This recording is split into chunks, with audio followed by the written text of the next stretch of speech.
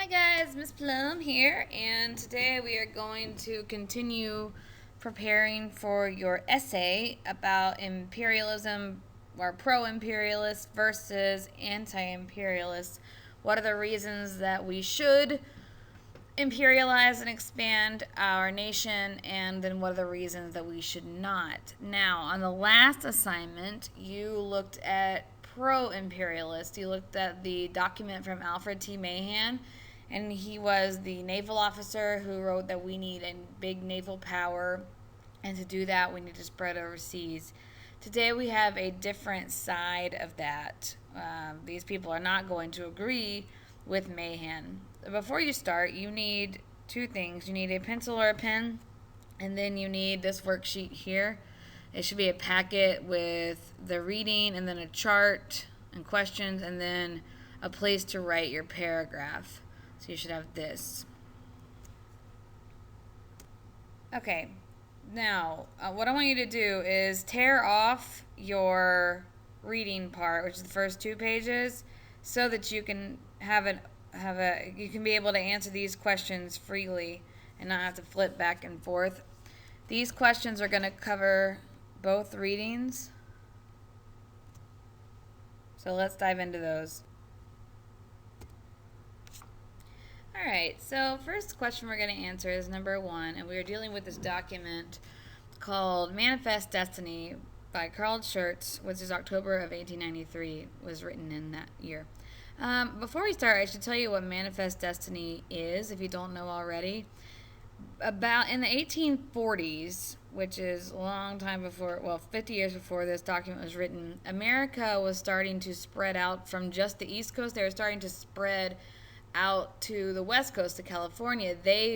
American government believed at that time that God had divinely chosen America as the country, and that they should spread from all the way from the Atlantic Ocean west to the Pacific Ocean. So that's why the West opened up. That's where the Oregon Trail came from, all that stuff. So Manifest Destiny was the expansion of America in the early 1800s, but it was just on the continent itself. It wasn't out into the ocean. So that's what he's talking about here. So the question we want to know, this gives us right here a little background about our author. So we'll read through this, and then at the end of this paragraph, we're going to answer number 1, which well-known document did Carl Schurz say imperialism violated?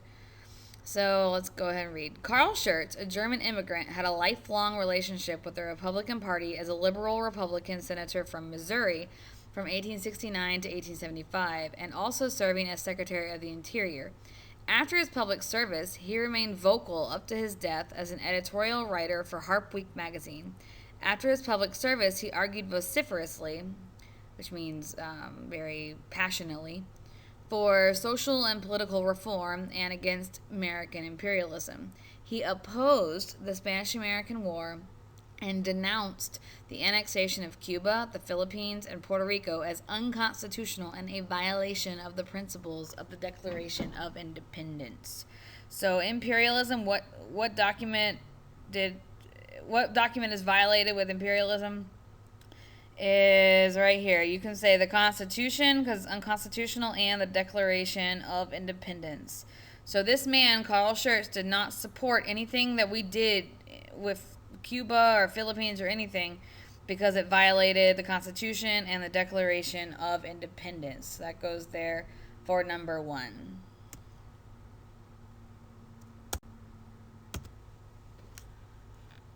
Okay, now we have a fresh new lines to read. We're going to answer number 2, 3, and 4 with lines 7 through 22.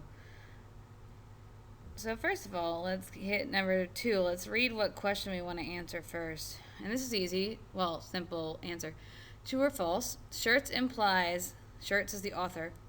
Schurz implies that constitutionally speaking, all territories the U.S. takes over would be brought in as states with all the rights that entails. So I'm going to read from 7 to 16, and then we'll answer number 2. According to the spirit of our constitutional system, foreign territory should be acquired only with a view to its admission, at no very distant day, into this union as one or more states on an equal footing with the other states. The population inhabiting such territory and admitted into the union with it would have to be endowed with certain rights and powers, and the United States would have to undertake certain obligations with regard to them. The people of the new states would not only govern themselves as to their home concerns, but also take part in the government of the whole country through the senators and representatives sent by them to Congress, as well as through the votes cast in the elections of our presidents and in adopting or rejecting constitutional amendments. In other words, this republic would admit them as equal members to its national household, to its family circle, and take upon itself all the responsibilities for them which this admission involves. To do this safely, it would have to act with keen discrimination. Stop there. So true or false? He implies that constitutionally speaking, all territories the U.S. takes over would be brought in as states with all the rights it entails. So this paragraph goes in to say that if we brought in a state, those states would govern themselves, but they would be part of our country, and that they would have senators and they would have representatives in Washington, D.C.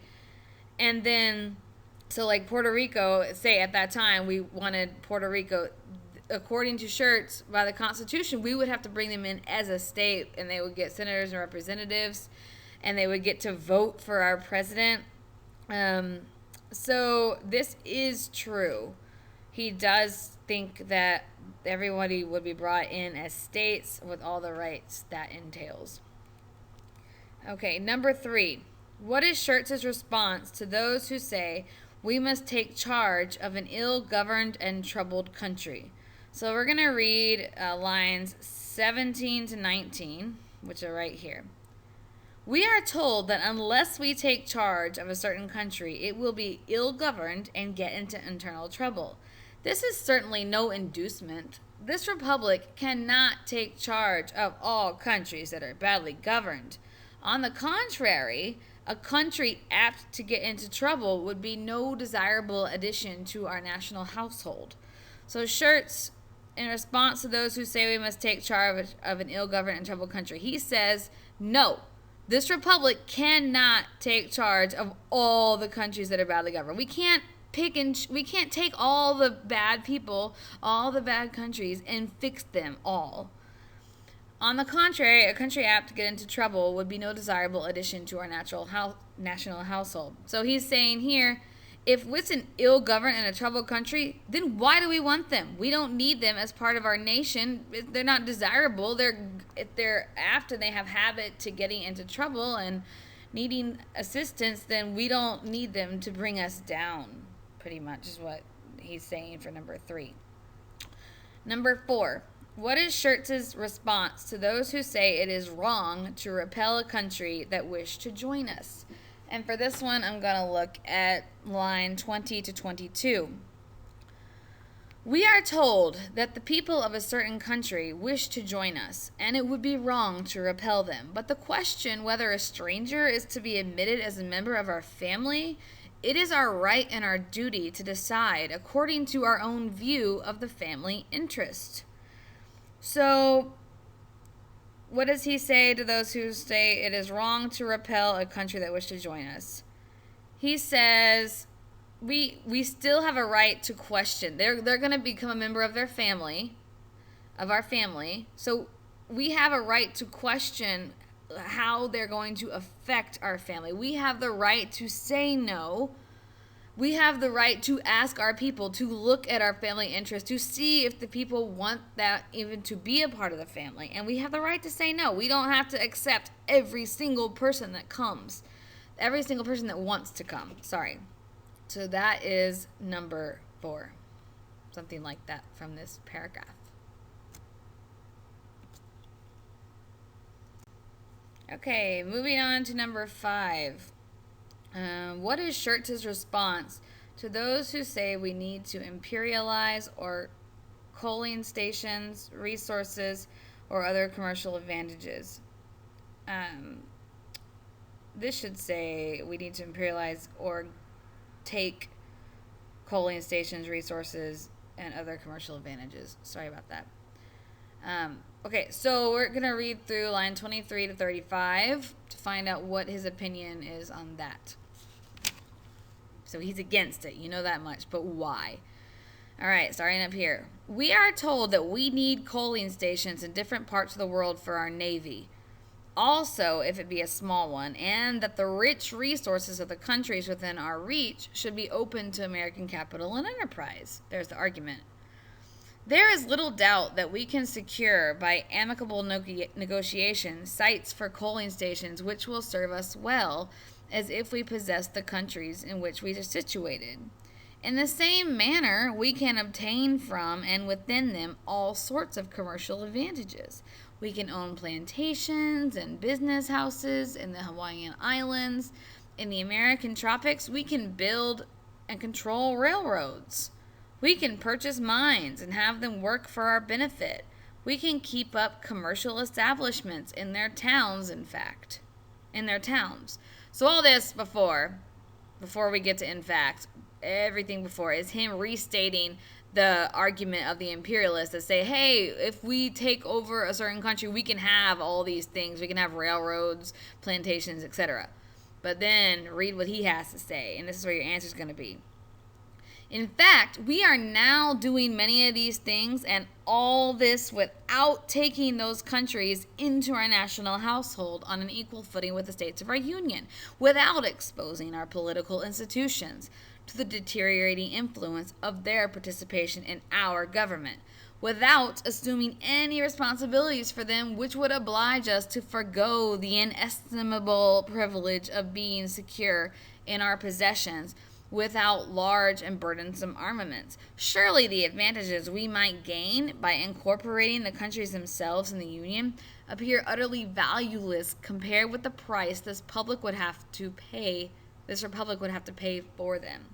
So he's saying to those who say we need to imperialize to get coaling stations, resources, and other commercial advantages, he's saying we already have that. We are already doing these things.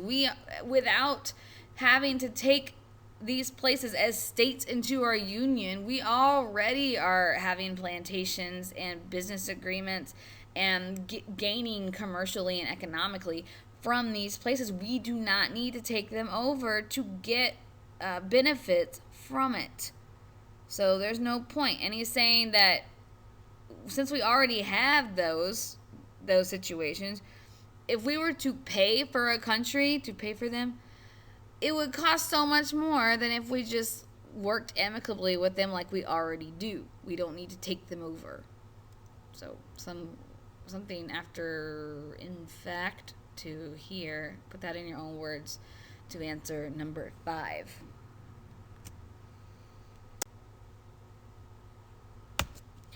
All right, now I got 6 and 7. Number 6, according to Schurz, what should America do within their present limits rather than expanding? Line 36 to 40. So I'm going to read 36 to here, the fate to power, and we'll get our answer for number 6. The fate of the American people is in their own wisdom and will. If they devote their energies to the development of what they possess within their limits and look for territorial expansion to the north, only to the north, where someday a kindred people may freely elect to cast their lot with this republic, their manifest destiny will be the preservation of the exceptional and invaluable advantages they now enjoy and the growth on a congenial soil of a vigorous nationality in freedom, prosperity, and power. Put pause there. What should America do within their present limits? Present limits is right here, so let's reread that sentence.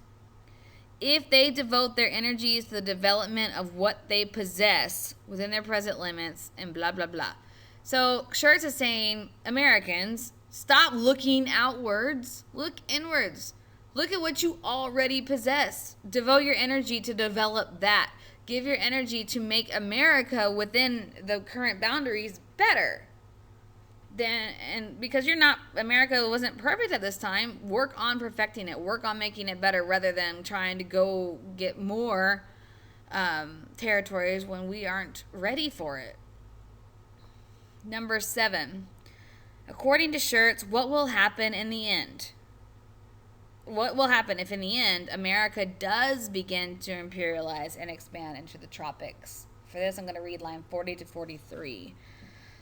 If they yield to the allurements of the tropics, that means if they give in to the call, if they go and they take over the tropics and embark on a career of indiscriminate aggrandizement, their manifest destiny points with equal certainty to a total abandonment of their conservative traditions of policy, to a rapid deterioration in the character of the people and their political institutions, and to a future of turbulence, demoralization, and final decay. So he says if we expand into the tropics and all of this whole phrase, blah, blah, blah, blah, blah, blah, blah, blah, from if they to the comma, that's all another phrase for saying if we imperialize, then we will totally abandon our conservative traditions. Our character of our people will deteriorate.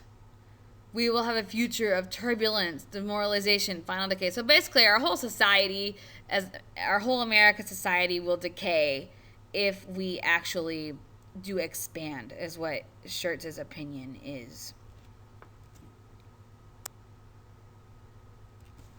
All right, now we are moving on to this other document by William Jennings Bryan called The Paralyzing Influence of Imperialism in 1900.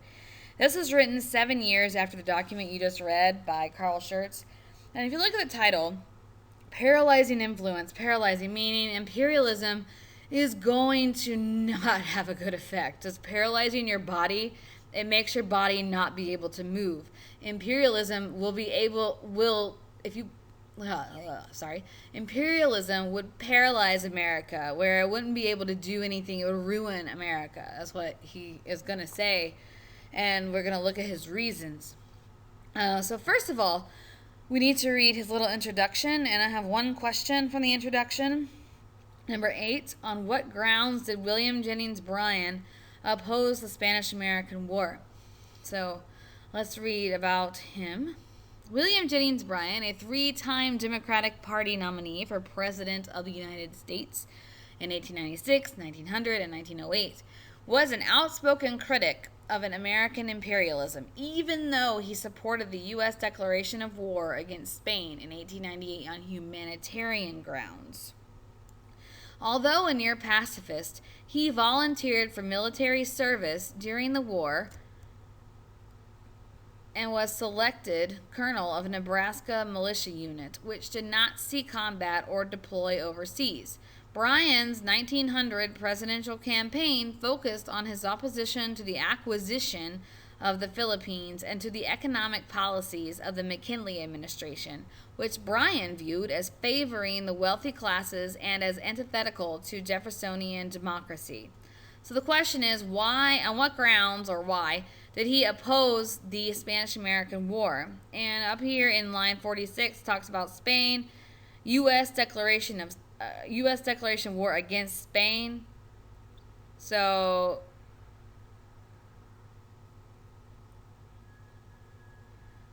he supported it on humanitarian grounds, meaning, I made a mistake here. Oppose should say for. On what grounds did William Jennings Bryan support the Spanish-American War? So cross that out and put support. I'll fix that in class. What grounds did William Jennings Bryan support the Spanish-American War? And it's here, on humanitarian grounds. He supported the U.S. declaration of war against Spain on humanitarian grounds. That means that Spain was doing horrific things to the people of Cuba, and so Americans said, we want to go in and save the people of Cuba, which is humanitarian. They're caring for the humans there. So that's why he supported the war. But that's the only thing he supported regarding imperialism. And then, before we go on, in 51 through 56, you don't have a question about this, but this is where he lays out the arguments of the pro-imperialists, and he's going to address each of these arguments and give his own argument. So 51. The principal arguments advanced by those who enter upon a defense of imperialism are, first, we must improve the present opportunity to become a world power and enter into international politics. So we'll see what he says to that argument. Second, that our commercial interests in the Philippine Islands and in the Orient make it necessary for us to hold the islands permanently. We're going to address that also. Third, that the spread of the Christian religion will be facilitated by a colonial policy. He's going to have a big argument against the spread of the Christian religion. And then fourth, that there is no honorable retreat from the position which the nation has taken. Okay, number 9, is true or false. William Jennings Bryan feels that the U.S. is not yet an influential world power. We're going to read lines 58 to 63 and answer that question. The first argument is addressed to the nation's pride and the second to the nation's pocketbook. The third is intended for the church member and the fourth for the partisan. Okay, here's our argument here. It is sufficient answer to the first argument to say that for more than a century, this nation has been a world power. For 10 decades, it has been the most potent influence in the world. Not only has it been a world power, but it has done more to affect the policies of the human race than all the other nations of the world combined. Because our Declaration of Independence was promulgated, others have been promulgated. Because the Patriots of 1776 fought for liberty, others have fought for it. Because our Constitution was adopted, other constitutions have adopted. So this is true. He says here, for more than a century, this nation has been a world power.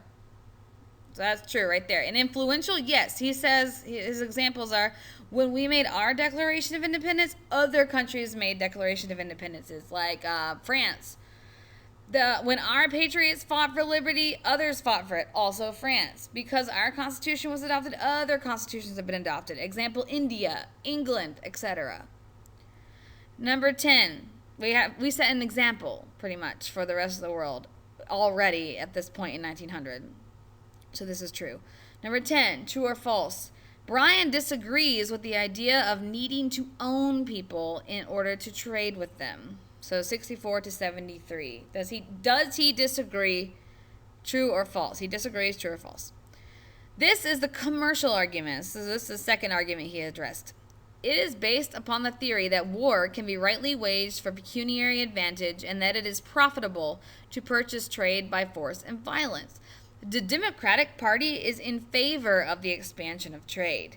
It would extend our trade by every legitimate and peaceful means, but it is not willing to make merchandise of human blood.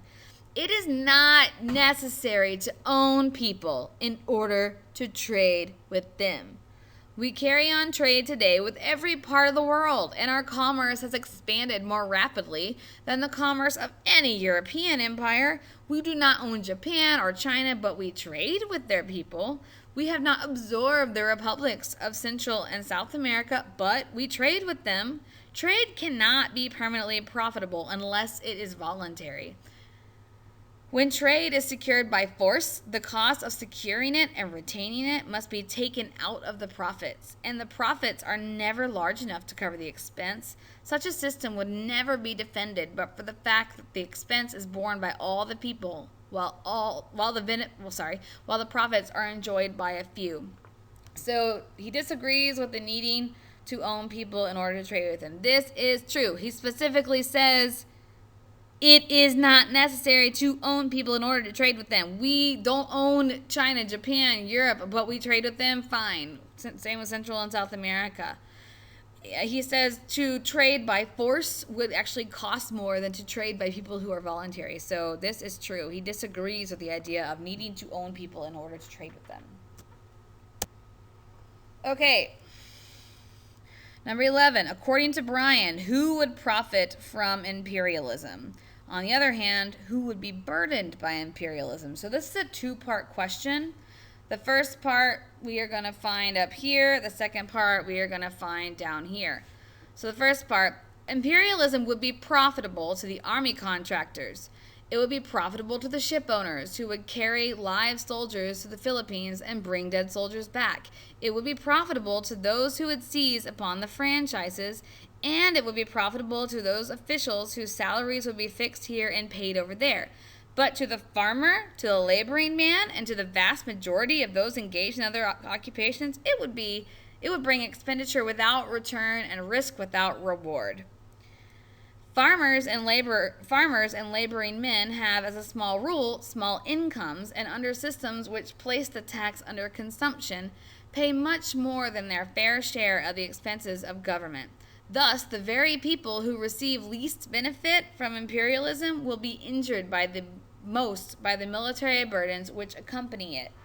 In addition to the evils which he and the former share in common, the laboring man will be the first to suffer if Oriental subjects seek work in the United States, the first to suffer if American capital leaves our shores to employ Oriental labor in the Philippines to supply the trade of China and Japan, the first to suffer from the violence which the military spirit arouses, and the first to suffer when the methods of imperialism are applied to our own government. It is not strange, therefore, that the labor organizations have been quick to note the approach of those dangers and prompt to protest against both militarism and imperialism. Okay, so who would profit from imperialism? You could list any of these examples: army contractors, ship owners, soldiers, blah, blah, blah. On the other hand, who would be burdened? The people who would be burdened, but to the farmer, the laboring man, the majority of those engaged in other occupations would bring expenditure without return and risk without reward. That would be a burden. So the farmer and the laborers are the ones burdened by imperialism, while the army contractors, ship owners, and other folks like that would profit from it. But the majority of people would not profit from it. All right. Last one, number 12. What will happen, according to Bryan, if Christianity is forced in foreign lands during imperialism? The religious argument varies in positiveness from a passive belief that Providence delivered the Filipinos into our hands for their good and our glory, to the exaltation of the minister who said that we ought to thrash the natives, with the Filipinos, until they understand who we are, and that every bullet sent, every cannon shot, and every flag waved means righteousness. So he's going to respond to, Bryan is going to respond to this paragraph here. He says, "We cannot approve of this doctrine in one place unless we are willing to apply it everywhere. If there is poison in the blood of the hand, it will ultimately reach the heart. It is equally true that forcible Christianity, if planted under the American flag in the faraway Orient, will sooner or later be transplanted upon American soil. So if Christianity is forced in foreign lands during imperialism, he says that it will sooner or later come to American soil." All right, once you have all those questions answered, you should notice the ones that are highlighted. And I'm sorry, I covered this up. It says, use highlighted answers from before as reasons why America should not expand overseas. And so just like on the assignment before, you are going to take all of these ones that are highlighted, have answers within them. They all have reasons either within the question or within the answer that give a reason why we shouldn't expand overseas. So I want you to choose 4 of these highlighted ones and move them over here. And this right here, it says location. This is where you're going to put the lines of where you found your answers. Then you're going to put the quote, a direct quote from the reading, and then you're going to transfer that quote into your own words. And these are all going to be why America shouldn't expand overseas. So take a few minutes and do that. Move your answers and your questions straight from here over to here. Choose 4 out of 9 of these to move over here as why we should not expand overseas. Okay, after your chart is full, you are ready to write your paragraph that goes towards your imperialism essay. This paragraph is going to be the one that doesn't support imperialism. So here's your prompt for your paragraph. According to Carl Schurz and William Jennings Bryan, Why should Americans not support imperialism? Give at least 4 arguments and provide evidence for each. Write in full sentence and paragraph form. So it says 4 arguments. You should have 4 arguments here. Move this over into a paragraph form. So you could say your first sentence could say, sorry. Your first topic sentence could say Carl Schurz and William Jennings Bryan think Americans should not support imperialism. The first reason or first argument is blank, which means blank. The second argument is blank, which means blank. The third argument is blank, which means blank. The fourth argument is blank within blank. And then you're finished with that. So turn that in when you are finished. And the next assignment, you will be putting your paragraphs together and getting your essay finalized. Have a good day.